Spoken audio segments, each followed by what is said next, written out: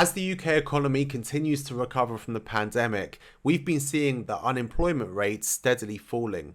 And in fact, compared to some countries, employment in the UK wasn't hit quite as badly in the first place.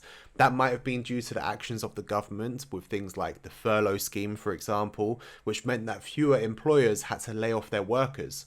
So if we compare unemployment to previous recessions, we can see that this time around, it was like a relatively minor blip. Instead, it seems the issue now, at least in the UK, is kind of the opposite, because there's been a bit of a labour shortage in many industries, and that can also cause an issue for the economy. At the moment, there are over 1 million job vacancies in the UK, and that's the highest number on record, but at the same time, the number of candidates has also been falling at a record pace.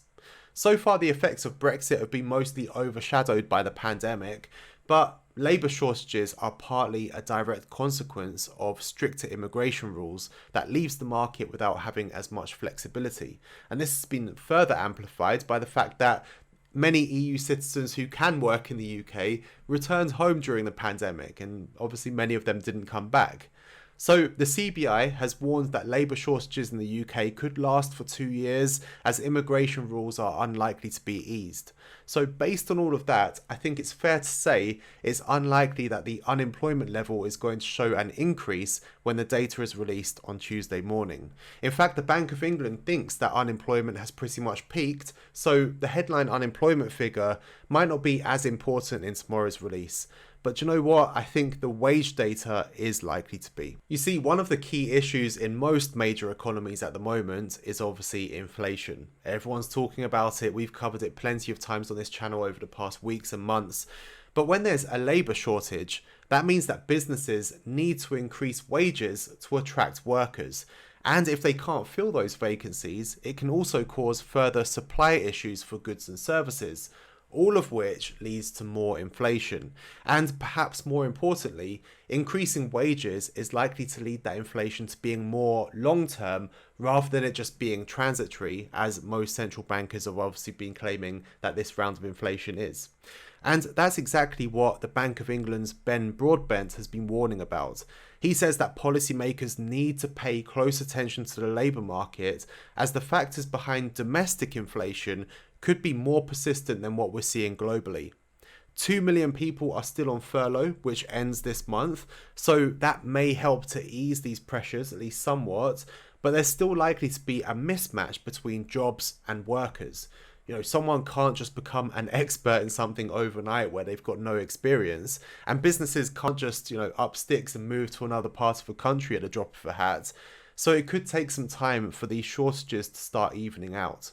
Now, for the Bank of England, they could be coming into a bit of a tight spot. Last week, data showed that economic growth slowed right down to 0.1% in August and still remains 2.1% below pre-pandemic levels.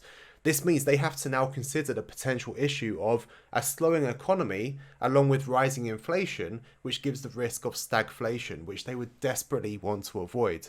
Now, we've heard time and again that the bank has been saying that they won't tighten policy too early and risk the economic recovery. So right now it seems that this uncertainty over their next steps is increasing. So, just a reminder, that data is out on Tuesday, early in the morning in the UK. If you're watching this video on Monday, that's tomorrow morning. It will affect any UK related assets. So from the ones that we usually look at, we've got GBP, pound sterling. This is GBPUSD, you can see on my screen here.